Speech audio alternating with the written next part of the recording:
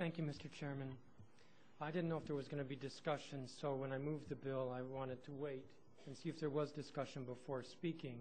As members know, the legislation that's before us came out of the Committee on Public Safety and the Judiciary, which I chair, and that's why it's important that I speak to this. And I understand that it's an important issue to a great number of people, very important to people on both sides of the issue. And it's important issues like this that come before us rarely. They're very profound, and there are times when I think we have to look inward to ourselves and think about the issue of leadership. I think that the issue, the issue that is before us is a fundamental issue of fairness and equality. It's an issue that's been forced on us. You know, many people have discussed whether we should wait to deal with this issue. It's an issue that's been forced on us because of the actions in other states. And the District of Columbia is part of the United States, and we have always recognized as legitimate marriages in the District of Columbia, marriages which are legitimately entered into in the other states. And so it may be a difficult issue for us, but it's an important and a profound issue, and an issue in which, again, I ask that we look into ourselves and think about the fundamental fairness of recognizing what are marriages legitimately in other jurisdictions to be legitimate in the District of Columbia. Let me speak just for a moment about process, because I know there's some folks who feel that somehow the process that we're following is hasn't been fair enough.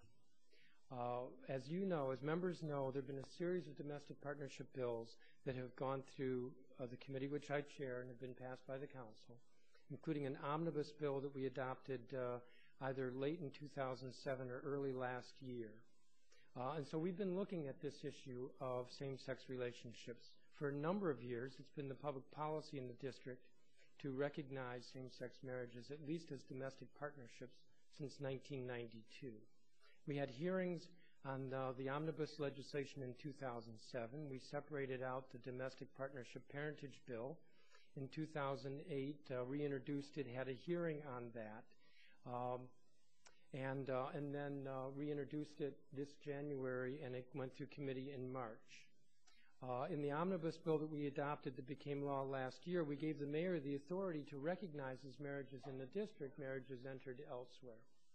He had that authority, and it was in the news late last year that the prospect that, in fact, there was a press headline, I think it said, D.C. to recognize same-sex marriages performed elsewhere, because that's what the law permitted. So the issue has been very much before us for quite some time. We, as members know, the committee reported out the domestic partnership bill, and in that bill we tried to clarify the law, and we had a provision in there which was amended at first reading a month ago. The process that we've been following with this legislation has been the regular process, the process where the bill had a hearing, the bill went through committee, the bill then came to the council for committee of the whole a week later, then it waited for 2 or 3 weeks for the first reading, and it's now waited an additional month today for second reading. What I said at first reading, and I'll repeat today, is that the bill that's before us in a way is very simple, because it says simply that a marriage that's entered into legitimately in another jurisdiction will be recognized as a marriage here. I think that's an issue of fundamental fairness. To do otherwise is to be discriminatory. To do otherwise is to say that people who get married elsewhere are something different, something less here. The fundamental principle is that people in committed relationships deserve rights, benefits, and legal protections. People in committed relationships, whatever that relationship, deserve rights, benefits, and legal protections. And that's what is before us. There have been some who have said, well, this would be dictatorial to the churches. It isn't. We're not telling the churches what to do. If a church doesn't want to perform a marriage within its sanctuary, it doesn't have to under this legislation. But if a church does in another jurisdiction where it's permitted and it's same sex, then it would be recognized as a marriage here. No change to the status of that individual. I was struck at the beginning of today's meeting when we were presenting the ceremonial resolution to Dr. Jarvis. And she said that this is a council that cares about the future of the district. And that's what's before us.